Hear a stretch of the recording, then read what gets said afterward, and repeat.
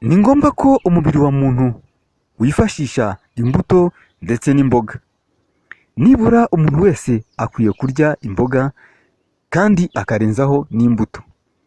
Ibi bizafasha umubiri we kuba wubakitse neza kandi uzira umuze, ndetse umubiri ubasha kuba ufite imbaraga kandi unafite isakaro rifatika. Ndavuga ibiwurinda cyane cyane indwara.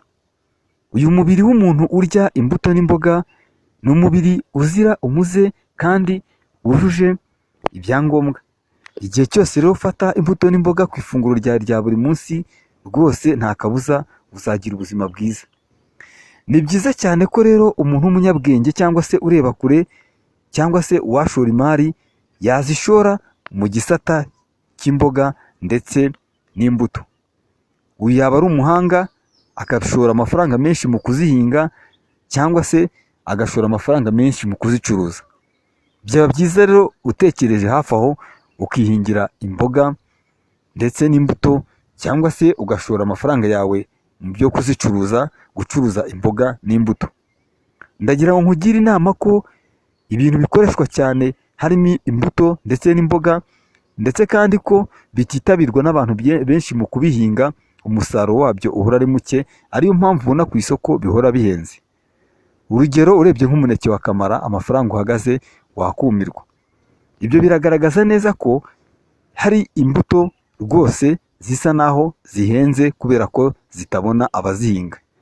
Abantu benshi rero ntibarakanguka ngo bamenye ko iyi ari bizinesi ikomeye cyane ishobora kuba yabageza ku mafaranga ndetse rwose afatika, iterambere ryabo rikagenda neza. Ahangaha ushoyemo amafaranga ntushobora guhomba. Nubwo imbuto zitabikika igihe kirekire ndetse n'imboga, ariko nabyo n'ubundi bikoreshwa cyane ku buryo n'ubundi utabona ibyo watanga ku isoko ku buryo byashira cyangwa se byapfa ubusa. N'ubundi urebye ibipfa ubusa ni bike cyane ukurikije ko ababishaka bari byinshi, aba ari benshi. Ni byiza rero ko umuntu agiye gushora imari akwiye gutekereza ati ese imari yanjye ngiye kuyishora hehe? Amafaranga yanjye ngiye gushora ngiye kuyashora mu biki? Tangira rero bizinesi zawe ariko washyizemo imibare myinshi, ukorera amafaranga menshi mu mbuto no mu mboga, kuko bikenerwa ku isoko kenshi, ndetse nta n'umuntu ushobora kubaho adakenera imbuto ndetse n'imboga. Tubitekerejeho neza tukinjira nko mu gice cy'abarwayi. Abarwayi benshi bakenera imboga ndetse n'imbuto kuko biba bisa naho byiganjemo imiti ishobora gufasha ubuzima bwabo kugubwa neza ndetse no kubasha kongera kwisana.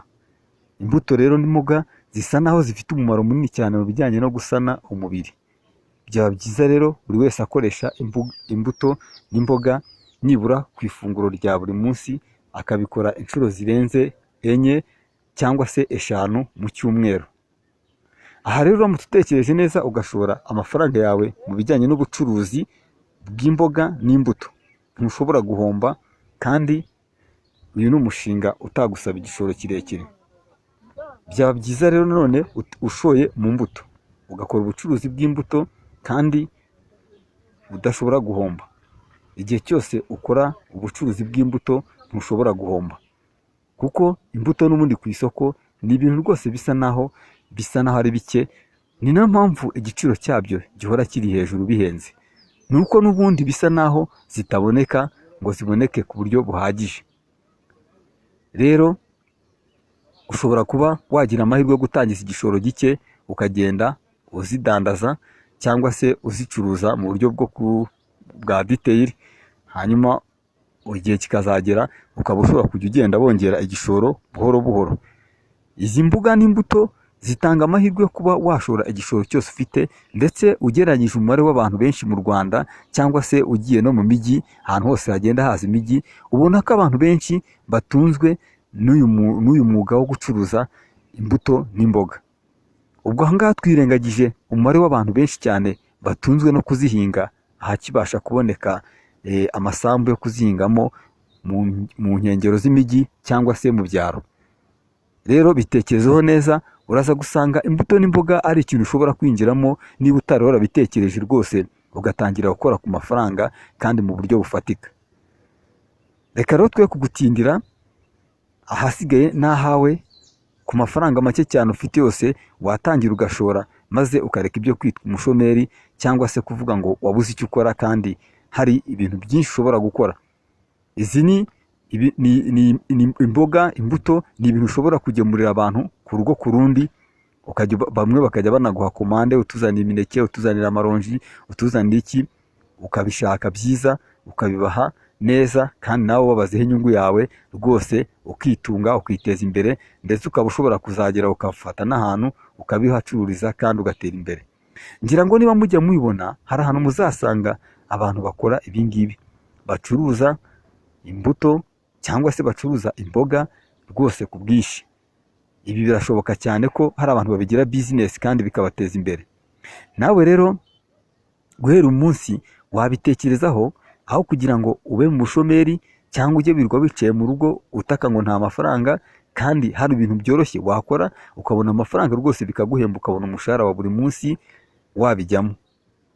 Aha rero kuri Happy Nduba TV igihe cyose tuba tuganira twibutsa abantu gukora, kuko udakoze ntakarye. Buriya ntacyo wageraho udakora, kuko ubuzima bwose bushingiye ku murimo. Iyo umuryango udakora nta terambere ugira. Abantu bose bakamenya inshingano, kuva ku mugore kugera ku mwana, buri wese akuzuza inshingano. Ni gute uwo muryango utatera imbere? Ngaho rero nimuhaguruke mukore, imirimo irahari. Niba ushobora kuba watangiza amafaranga yose ubonye ugashora mu bijyanye no gucuruza izi mboga nk'uko tubibonye, bigaragara ko rwose wakwiteza imbere ukoresheje imboga n'imbuto. Ni ibintu bishoboka, ndetse ushobora no kubigera wenda ukabikora ubushakashatsi, ukagenda ureba abantu bitunze, byakwereka ko uramutse ufite igishoro cyiza ugakorera ahantu abantu bagusanga, wenda niba ari abakire bari muri karitsiye bakamenya bati ninkenera amaronji ndayasanga, si ngombwa ngo nzajye kuyareba Nyabugogo, si ngombwa ngo imbuto nzazibone ngiye mu mujyi. Ibi rwose birashoboka cyane. Tangira rero ukore, witeze imbere, wiyubake.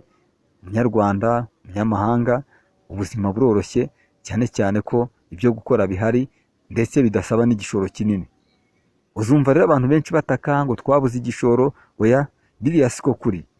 Amafaranga make cyane yarangura imbuto ubashije kugira ukazicuruza muri karitsiye.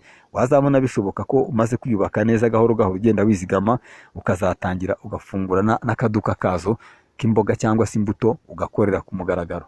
Rero ntukwiye kwiganyira ngo wabuze igishoro, tangira ahubwo ukore kuva none.